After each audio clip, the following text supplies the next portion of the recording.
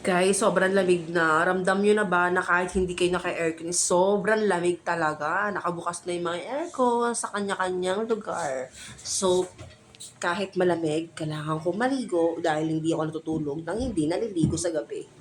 Ganun ako, okay? Samahan niyo akong maligo.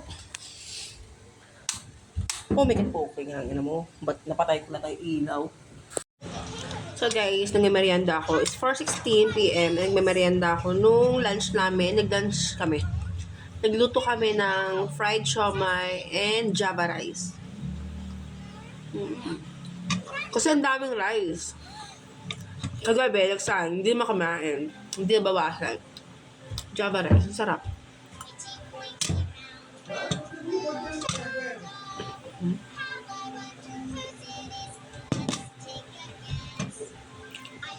Chili, garlic. Kain. Naligo na ba yung isa? Siyempre.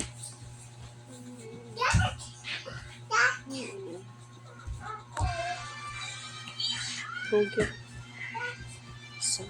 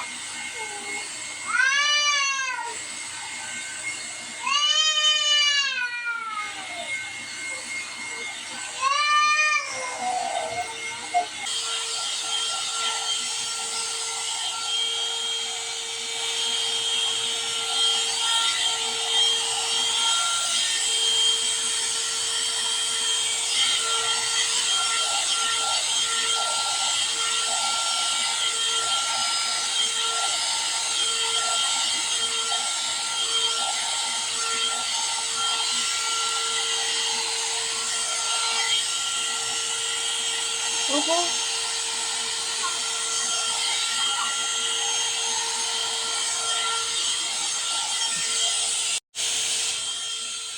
Tignan nyo guys, oh. Kitang-kita naman guys. Makakakilala nyo. Eh, kitang-kita guys, oh. Maga yung... Eh, namumula yung ano ko, gilid ng ilong ko. Tapos, ano ko, puffy, ano yun, puffy face. Magang-maga yung mukha ko. Bloated. Malaki na nga yung mukha ko. Mas lag pa naging bloated. Hoy, alisin mo nga siya, te! Ano ba yung batang yan? Dahil yan sa rhinitis ko. Ganyan lagi pag may rhinitis ako. Oh, sige. Oh.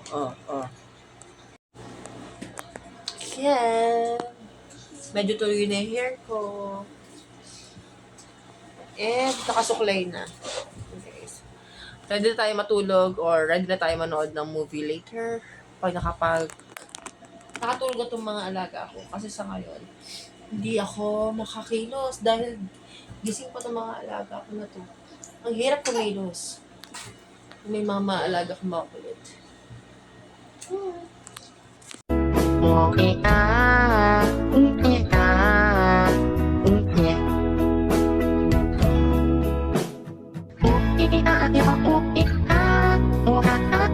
Hi guys! So ayun, 8:24 p.m. ngayon. Real time. Sa real time. Ano lang. May salamin. Grabe yung ano ko, lang ng allergic rhinitis ko guys. Tapos nakikinig lang ako ng Pinoy Horror Stories sa Spotify. Podcast yan. Nag-lunch. Nag-dinner na ba kayo?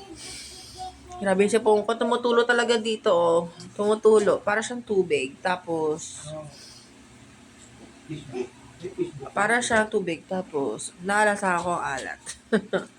Ganun na talaga. Kasi tumutulo siya ng kusa. Kahit kakapunas mo lang, mamaya tutulo na naman.